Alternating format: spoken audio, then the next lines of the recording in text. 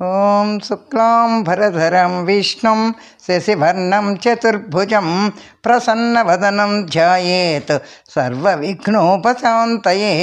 ఓం అఖండమండలాకారం వ్యాప్తం येन చరాచరం తత్పదం దర్శితం येन తస్మై శ్రీగురవే నమః. ఓం కృష్ణం కమలపత్రాక్షం పుణ్యశ్రవణకీర్తనం వాసుదేవం జగద్యోనిం నౌమి నారాయణం హరిం. ఓం వ్యాసాయ విష్ణురూపాయ వ్యాసరూపాయ విష్ణవే నమో వై బ్రహ్మనిధయే వాసిష్ఠాయ నమో నమః.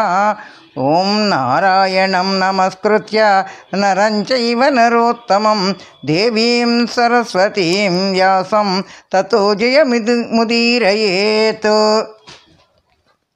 శ్రీకృష్ణ పరబ్రహ్మణే నమః.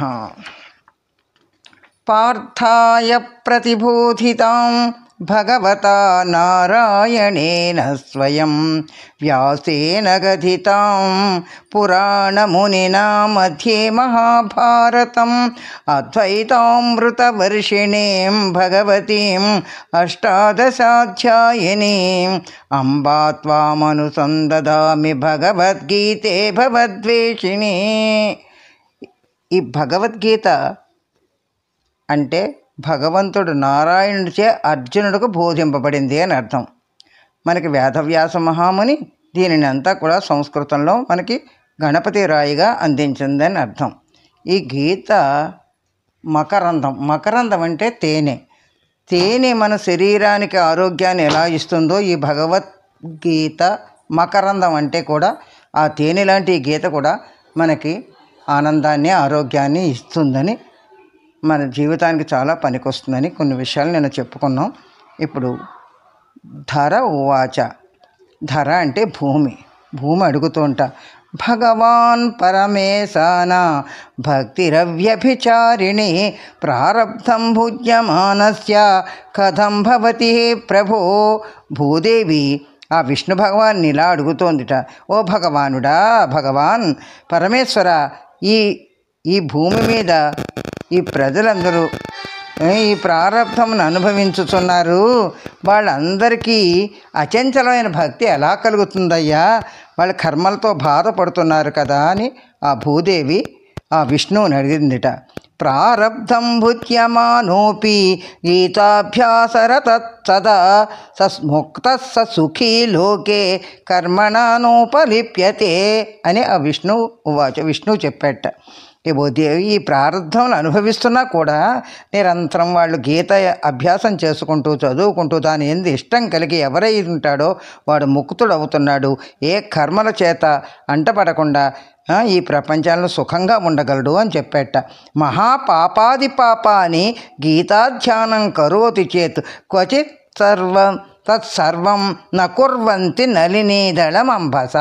వాడు మహాపాపాలు చేసినప్పటికీ కూడా ఏ పాపం వాడిని అంటకుండా తామరాకుని నీటంటనట్లుగా వాడు ఉండగలుగుతాడు అని చెప్పేట. గీతాయా పుస్తకం ఎత్ర ఎత్ర పాఠ ప్రవర్తతే తత్ర సర్వాణి తీర్థాని ప్రయాగాది తత్ర వై. ఎచట గీతా గ్రంథం ఉంటుందో, ఎచట గీతాపారాయణ జరుగుతూ ఉంటుందో అది అచ్చటనే ప్రయోగాది మొదలైన సమస్త తీర్థాలు ఉంటాయని చెప్పేట. సర్వదేవాచర్షయో యోగినః పన్నగాచ్చయే గోపాల గోపికా వాపి నారదోర్ధవ పార్షదైః సహాయోజాయతే శీఘ్రం ఎత్ర గీతా ప్రవర్తతే. ఎచ్చట గీతాపారాయణ జరుగుతూ ఉంటుందో అచ్చోటకి సమస్త దేవతలు వచ్చి ఉంటారట. ఋషులు, యోగులు, నాగులు, గోపాలురు, గోపికలు, భగవద్ దర్శకులు, నారద ఉద్ధవాదులు వచ్చి శీఘ్రంగా వాళ్ళకి సహాయం చేస్తారట. ఎత్ర గీతా విచారచ్చ పఠనం పాఠనం శృతం తత్రాహం నిశ్చితం పృథ్వీ నివసామి సదైవహి. ఓ భూదేవి, ఎచ్చట గీతను గూర్చి విచారణ, పఠనం, బోధన, శ్రవణం జరుగుతూ ఉంటాయో అచ్చటనే నేను ఎప్పుడూ నివసిస్తాను అని చెప్పాడు ఆ మహావిష్ణువు. ఇంకా చాలా ఉన్నాయండి, కానీ మనం మొదట అసలు ఏమిటి ప్రథమాధ్యాయం. ధృతరాష్ట్రుడు, అక్కడ సంజయుడు ఉంటారు. యుద్ధానికి అన్నీ రెడీగా ఉంటాయి. ఆ యుద్ధం జరగడానికి అక్కడ వాళ్ళు సమావేశమై ఉంటారు.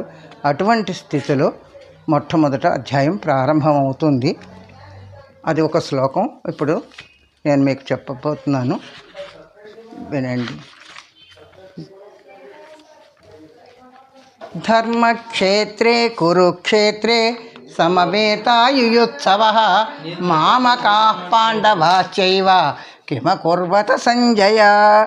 ధర్మక్షేత్రే, ధర్మక్షేత్రమైనటువంటి కురుక్షేత్రే, కురుక్షేత్రమునందు సమవేత, అందరూ సమావేశమయ్యారు, అక్కడ కూడుకున్నారు. యుయుత్సవ, యుద్ధం చెయ్యాలన్న కోరికతో. ధర్మక్షేత్రే కురుక్షేత్రే సమవేత యుయుత్సవ మామకాః పాండవాశ్చైవ కిం కుర్వత సంజయ. మామకాః, నా వాళ్ళు, నా పక్షంలో ఉండేవాళ్ళు. పాండవాశ్చైవ, పాండవపుత్రులు కూడా. కిం అకుర్వత, కిం అంటే ఏమిటి, అకుర్వత చేస్తున్నారు సంజయ అని సంజయుడిని ధృతరాష్ట్రుడు అడిగాడు. ధృతరాష్ట్రుడు ఎవరో తెలుసు మీకు, గుడ్డివాడు, కురు, అది ప్రభువు, రాజు, అతని కొడుకు దుర్యోధనుడు. ఇవన్నీ విషయాలు భారతంలో మీకు తెలిసే ఉంటాయి. కాబట్టి ఇక్కడ ఆ గుడ్డివాడైనటువంటి ఆ ధృతరాష్ట్రుడు ఆ యొక్క ధర్మక్షేత్రమైనటువంటి కురుక్షేత్రంలో యుద్ధం చెయ్యాలని కోరికతో సమావేశమైనటువంటి, సమకూడినటువంటి నా వాళ్ళు ప్లస్ పాండుపుత్రులు కూడా ఏం చేస్తూ ఉన్నారు అని సంజయుడిని అడిగారు అని ఈ శ్లోకానికి అర్థం. మళ్ళీ ఒకసారి శ్లోకం చదువుతాను. ధర్మక్షేత్రే కురుక్షేత్రే సమవేతాయుయుత్సవః మామకాః పాండవాశ్చైవ కిమకుర్వత సంజయ. ధర్మక్షేత్రే కురుక్షేత్రే సమవేతాయుయుత్సవః మామకాః పాండవాశ్చైవ కిమకుర్వత సంజయ. ఇక్కడ మీకు ధర్మక్షేత్రం అంటే అక్కడ ఎన్నో ధర్మాలు జరిగాయని అర్థం అందులో మనకు తెలుస్తోంది. ధర్మక్షేత్రం ఒకటి, ధర్మం తప్ప రెండోది అక్కడ ఎప్పుడూ జరిగి ఉండలేదు.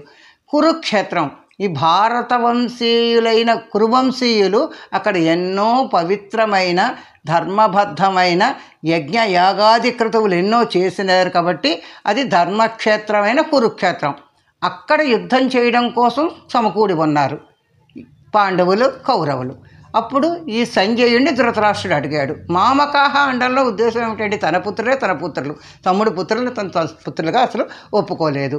అక్కడ ధర్మక్షేత్రం కదా, అక్కడ ధర్మమే జరుగుతుంది.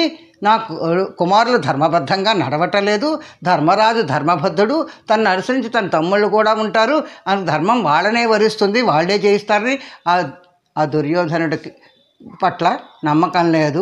ఆ తండ్రి భయపడుతున్నట్టు కూడా మనకి ఈ దీంట్లో తాత్పర్యం అర్థమవుతోంది. సంజయుడు అంటే ఎవరంటే వ్యాస మహర్షి కొంచెం శిష్యుడు. అతను అక్కడ మందిరంలోనే ఆ ధృతరాష్ట్రుడు ఎదురుగుండా కూర్చొని ఉన్నాడు. ఆయనకి ఇక్కడవన్నీ కూడా దివ్య దృష్టి వల్ల చూసే శక్తిని వ్యాస మహర్షి ఆయనకు అనుగ్రహించాడు. కనుక ఇక్కడ విషయం ఎలా ఉందని అడిగాడు. ఇదండి ఈ మొదటి శ్లోకంలో అర్థం.